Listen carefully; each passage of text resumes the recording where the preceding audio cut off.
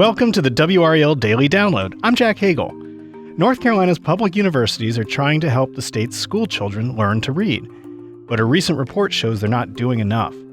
So the state is making changes to how educators teach reading to its youngest students, and it's spending tens of millions of dollars to do it.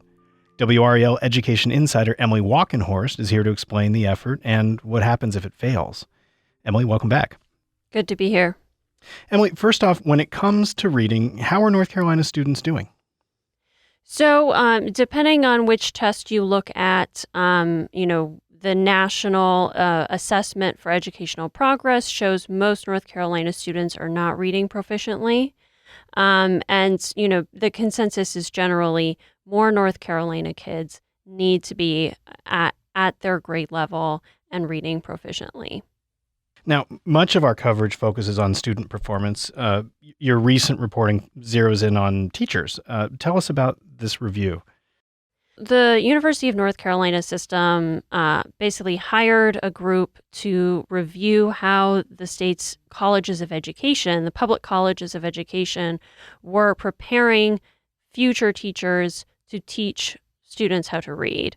So they hired this group called TPI-US, and they had them review coursework, syllabi, things like that, and basically make an assessment of, are they employing, what the state calls the science of reading? Are they teaching children, are they teaching teachers to teach children how to read using certain principles they believe are founded and based in evidence and science? So what did the review find?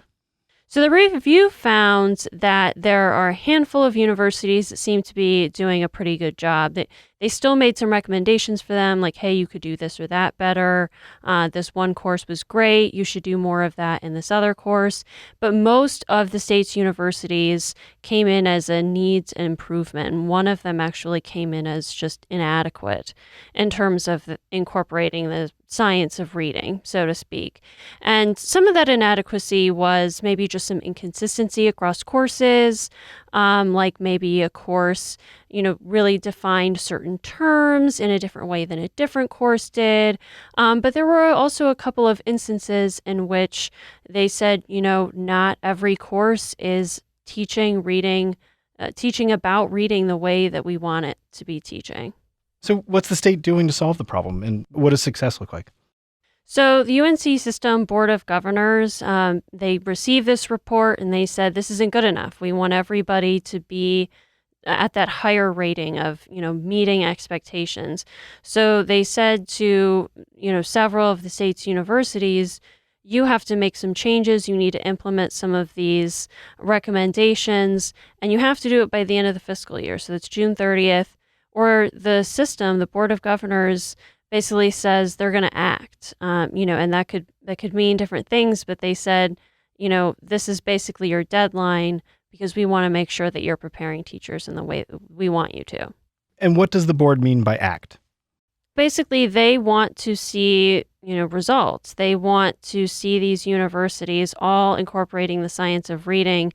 So they're going to take whatever action needs to be done to make sure that schools are, that the coursework and the syllabi align with what they think it should align with. Emily, how did this review come about? Why now?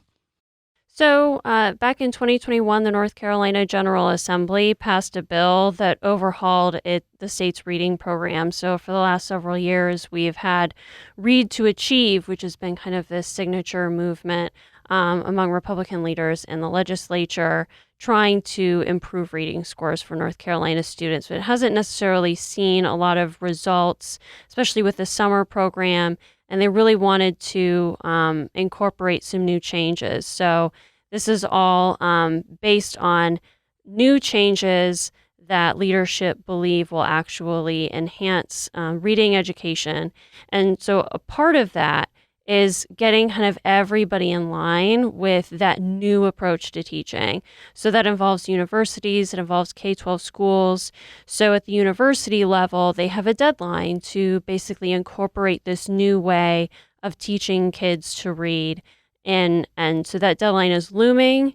And so they conducted this report at the UNC system level to figure out basically how close they are to meeting those deadlines and those legislative requirements. Well, let's take a quick break. When we come back, we'll talk about how reading education has evolved. Stick around.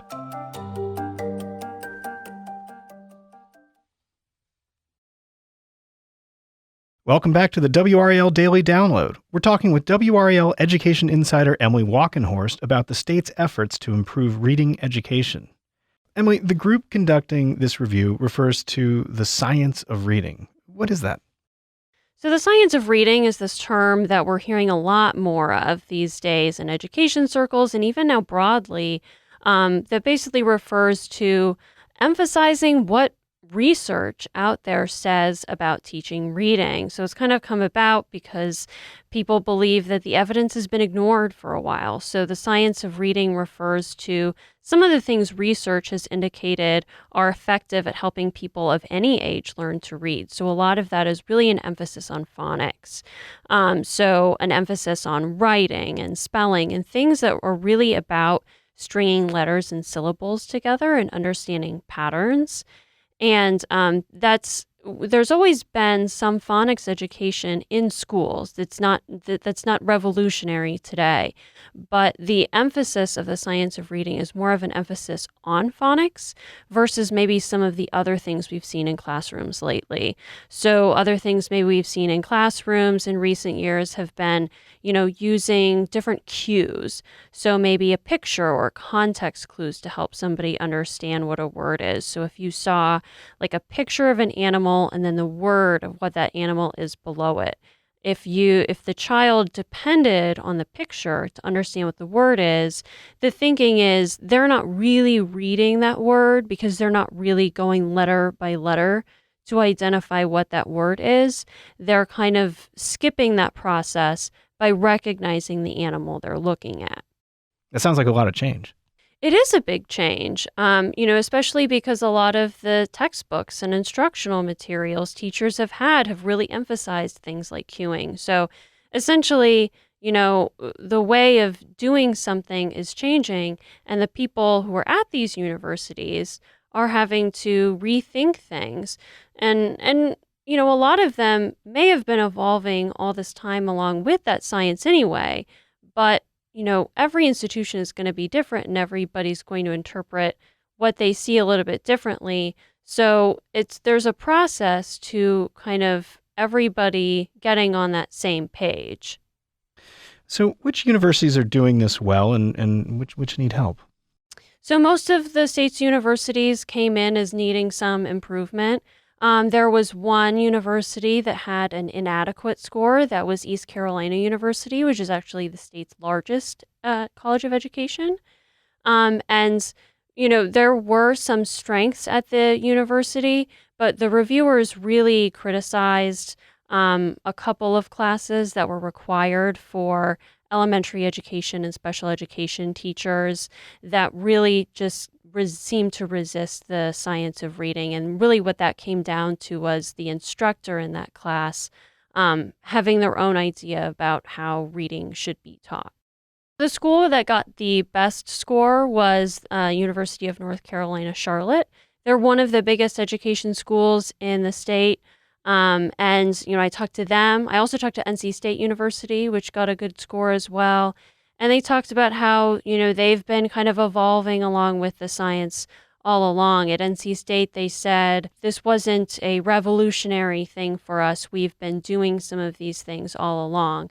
And so it's been easier for them to transition into this new curriculum. That's according to them. You mentioned that the UNC Board of Governors is paying close attention to this. Are lawmakers doing anything? And if so, what are they doing to support the effort? So in that 2021 legislation, they basically provided after the legislation, they provided over $50 million for K-12 schools to train all of their teachers on this new science of reading. It's been, well over 100 hours of training after school and on weekends for teachers. And that will be complete in another year or so. And there was also a significant investment in the K-12 level as far as getting people in the schools training teachers in addition to that, software program. But at the higher education level, there wasn't a financial investment. There was a private donation to the UNC system to get faculty members to participate in some of that same training K-12 teachers were participating in. So at the higher education level, there's been less of a financial investment and more just kind of a mandate for people to make this adjustment.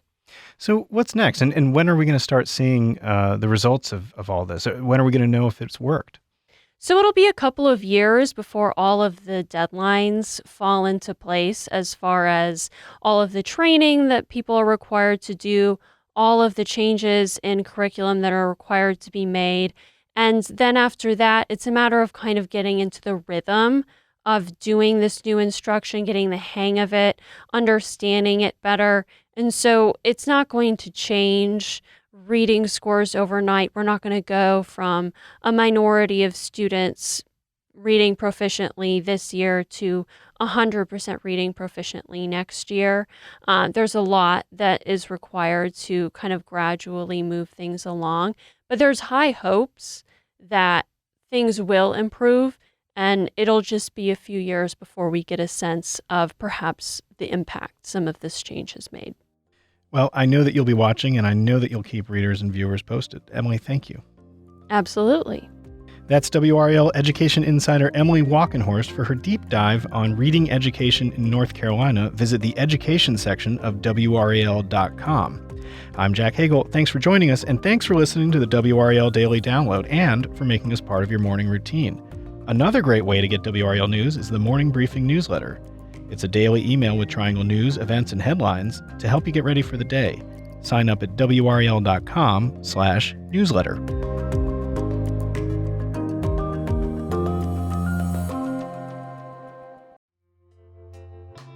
Leave a comment and share this video with your friends. With daily uploads, there will always be a conversation.